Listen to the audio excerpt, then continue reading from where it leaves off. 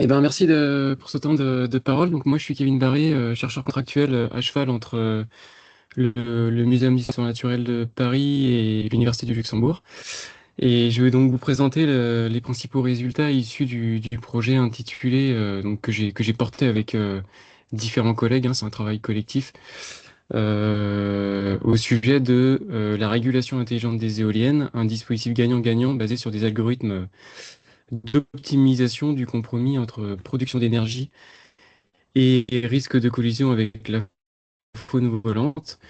Alors, je précise tout de suite que ce sont des résultats que je vais présenter ici un peu plus complets et plus finalisés que ce qui avait été présenté dans le cadre de ce projet, et notamment grâce au soutien depuis un an de l'OFB et de la FNR Corps au Luxembourg. Parce que 8 mois de projet, c'était quand même assez court pour l'ambition du projet et toutes les analyses que vous allez voir. Hop, est-ce que j'arrive à passer la diapo? Alors, je vais pas revenir sur le contexte, hein, de la croissance exponentielle de l'éolien terrestre. Je pense qu'on est tous au clair là-dessus.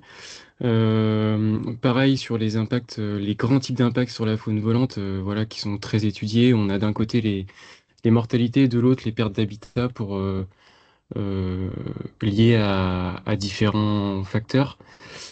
Mais ce qui est intéressant, je trouve, c'est de constater que quand on regarde les estimations de mortalité à l'échelle de pays, c'est que finalement ces estimations elles sont assez comparables à puissance installée égale et que ces chiffres ils semblent assez colossaux. On a des estimations avec des grandes fourchettes, hein, mais de plusieurs centaines de milliers d'individus en général selon les études. Et plusieurs études relativement récentes suggèrent même des conséquences non négligeables, des conséquences démographiques sur ces espèces. Donc là, si on prend l'exemple des chauves-souris, donc on est sur des espèces, pour ainsi dire, toutes protégées. Et les auteurs, généralement, montrent même que ça peut suffire à remettre en question la viabilité des populations, au moins localement. Alors, évidemment, la solution la plus efficace, hein, qu'on connaît tous, d'après les nombreuses études sur le sujet, c'est d'éviter les zones trop favorables à cette biodiversité. Donc il existe pas mal de recommandations, en particulier chez les chauves-souris. On peut citer notamment les recommandations Eurobat, recommandations européennes, qui listent enfin tout un tas de solutions en fait pour mettre en pratique cet évitement et qui sont même déclinées en France en français. On a aussi montré par ailleurs que malheureusement ces solutions d'évitement elles sont plutôt mal mises en place, voire pas du tout. Et que la plupart du temps, ce que mettent en place en fait les structures en charge des études, ce sont plutôt des mesures de réduction un peu en curatif, qui consistent notamment à brider les éoliennes, donc c'est-à-dire à les arrêter dans les conditions climatiques qui sont trop favorables aux chauves-souris et lorsque la production d'énergie est faible. Donc c'est ce qu'on appelle le bridage. Donc c'est vraiment de ça que je vais parler. Le principe du bridage que je vais appeler là conventionnel, c'est d'arrêter généralement les éoliennes lorsque le vent est inférieur, on va dire, à 6-5 mètres secondes de vent. C'est les seuils qu'on retrouve en moyenne le plus en Europe. Et lorsque la température dépasse 9 à 11 degrés. Alors pourquoi ces seuils? Vous avez ici une figure qui vous montre en fait, vous avez l'histogramme en gris là, qui vous montre en fait la répartition de l'activité des chauves-souris en lien avec la vitesse de vent. Et on voit que si on s'amuse à arrêter les éoliennes en dessous de 5 ou 6 mètres secondes de vent, que finalement, c'est la zone orange, on va protéger une grande gamme en fait de l'activité des chauves-souris, des rotations de pales. Et par ailleurs, vous avez à droite la production d'énergie avec différentes courbes pour différents modèles d'éoliennes.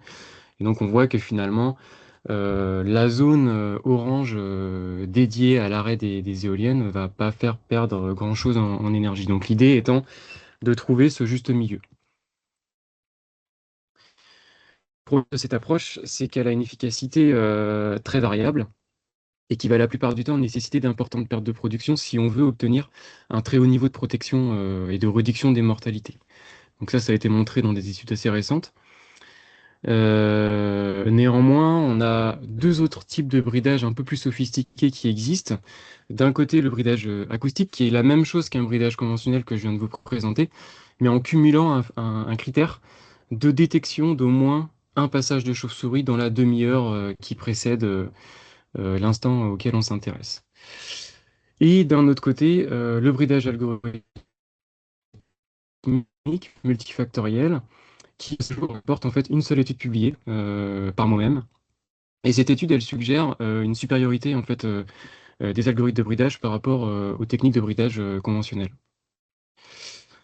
Cependant, les modalités optimales de construction et d'usage de ces algorithmes, sur quelles données on les entraîne, comment est-ce qu'on les utilise concrètement sur le terrain, pour aller vers une phase opérationnelle, tout ça, ça restait un peu non étudié, quoi. Donc la grande question en fait de ce projet, c'est de savoir comment entraîner et utiliser ces algorithmes de sorte à optimiser leur efficacité pour le bridage des éoliennes visant à protéger les chiroptères. Et avec trois sous-questions. La première, d'évaluer s'il est nécessaire ou non d'inclure des données spécifiques au site qu'on vise à l'entraînement des algorithmes. Donc ça a des conséquences pratiques assez importantes parce que c'est ce qui va nous faire passer d'un algorithme, on va dire, un peu générique qu'on peut pré-entraîner par les chercheurs et qu'on pourrait appliquer partout les yeux fermés, à une situation où il faudrait qu'on calibre l'algorithme à chaque site, qu'on incorpore des données spécifiques au site avec les mêmes méthodes, etc. Donc beaucoup plus lourd à mettre en place. Ensuite, la deuxième sous-question serait d'évaluer en fait si l'algorithme doit être utilisé à partir de données météo en temps réel ou passé. Donc ça, pareil, ça a des conséquences pratiques colossales. C'est ce qui va nous faire passer d'une situation où on est obligé de faire dialoguer l'algorithme, enfin en tout cas de l'interfacer avec la nacelle en temps réel, versus on prend des données passées, on les infère dans le futur et on se débrouille comme ça. Et la dernière sous-question, qui serait d'évaluer en fait la résolution taxonomique requise, et en particulier et également de quelle façon doit être défini le seuil de bridage. Et je vais y revenir juste après. Alors en termes de méthode, on a donc récolté beaucoup de données acoustiques provenant de suivis post-construction réglementaires, donc des suivis acoustiques en nacelle des chauves-souris. Donc, vous avez à droite la carte des 123 sites suivis. En moyenne, on a 235 nuits suivies par site. Donc, vous voyez en fait sur la figure de gauche, chaque ligne comporte un site. Et vous avez finalement chaque pointillé et le 1er janvier. Donc, vous avez entre deux pointillés une année complète. Donc, on voit qu'on a une couverture temporelle pour la plupart des sites assez colossale. Ce qui nous permet d'arriver à plus de 25 000 nuits au total pour près de 100 000 détections de chauves-souris. Donc cette couverture temporelle, en fait, c'est un avantage énorme dans le sens où sur autant de sites et autant d'années et de couverture en nombre de jours par an suivis sur chaque site, ça va nous permettre d'accéder en fait à toutes les combinaisons possibles et imaginables de météo et d'entraîner des algorithmes vraiment de façon hyper fiable là-dessus. La deuxième étape, donc, ça a été de construire ces fameux algorithmes. Donc, on a construit un par guilde. Je reviendrai un peu plus tard pourquoi. Donc, les guildes, hein, je reviens pas. Camille a déjà présenté ce que c'était. Donc, les MRE, donc grosso modo les pipistrelles, et les LRE, les noctules, toutes deux à risque de collision assez fort. Et donc ces modèles, en fait, ils visent globalement à prédire la probabilité de présence de chiroptères dans des tranches horaires assez fines. Donc là, je vais prendre un exemple de tranche horaire de 10 à 20 minutes. Et le principe est de modéliser la présence ou l'absence de chauves-souris dans la tranche horaire suivante, en lien avec des facteurs environnementaux constatés à T0. Tout ceci afin de respecter la logique de bridage sur le terrain, à savoir que le plus souvent, évidemment, on constate une condition environnementale à un instant T et on va prendre la décision d'arrêter ensuite. Et parmi les variables environnementales influençant la présence-absence de chauves-souris. On va notamment retrouver la date, la température, le vent, les rotations par minute des éoliennes et l'interaction entre toutes ces variables. Je ne rentre pas trop dans le détail, le processus de, de sélection des modèles est un processus assez complexe et long, donc on pourra en discuter plus tard. Et on tient compte d'un effet année, matériel et site. Alors pour simuler en fait différents scénarios de bridage, le principe général il est le suivant. On va entraîner l'algorithme en fait sur tous les sites excepté un, sur lequel on va s'amuser à faire la prédiction du risque, enfin de la probabilité de présence. Et ensuite, à partir de cette probabilité de présence prédite en fait sur chaque tranche horaire et chaque heure, chaque jour de ce site, on va s'amuser à simuler des arrêts fictifs de l'éolienne dans les données sur la base d'une probabilité de présence X ou Y, en prenant en fait différents niveaux de probabilité de présence tolérés, à partir desquels on considère qu'il va falloir arrêter l'éolienne. Et ça nous permet pour chaque site de quantifier, et pour chaque niveau de probabilité de présence prédite comme seuil de bridage, ça va nous permettre de quantifier à chaque fois l'activité des chauves-souris protégées par les arêtes pâles et l'énergie perdue également. Euh, voilà. Et on va répéter ça pour autant de sites qu'on le peut. Donc ici, 93 sites pour lesquels on dispose d'assez de données pour mettre en place ce principe général. Ça nous donne 93 résultats finalement, fois le nombre de seuils de probabilité de présence qu'on inclut. Et ça nous permet en fait de moyenner de façon plus ou moins sophistiquée la protection et la perte d'énergie sur ces 93 sites pour avoir une vision un petit peu générale. Et on va décliner ce principe général selon différents scénarios. Ça revient un peu aux sous-questions que je présentais tout à l'heure. Soit on inclut ou pas des données spécifiques au site à l'entraînement des modèles. Ensuite, soit on va définir la probabilité seuil de bridage de façon nationale, ou alors nationale déclinée par saison, ou alors déclinée par site. Euh, Ensuite, soit on va prendre une décision de bridage guilde par guilde, ou les deux combinés, et soit on va faire tourner l'algorithme sur la base de la météo en temps réel, ou alors de la météo passée, en inférant dans le futur. Alors le résultat un peu général, il est le suivant. Ici, vous avez en fait des courbes d'efficacité du bridage. Vous avez la relation en fait entre l'activité protégée par le bridage et la perte de rotation générée par le bridage. Les graphiques du haut euh, s'occupent de la guilde des pipistrelles et les graphiques du bas de la guilde des espèces de haut vol, les noctules. À gauche, vous avez le scénario dans lequel on inclut des données spécifiques au site, et à droite, sans inclure de données spécifiques au site à l'entraînement des modèles. Et les différentes couleurs, c'est en fait les trois façons de régler le seuil de bridage. Soit on le règle de façon nationale, c'est en rouge, soit de façon nationale déclinée par saison, c'est en vert, soit on le décline par site, c'est en bleu.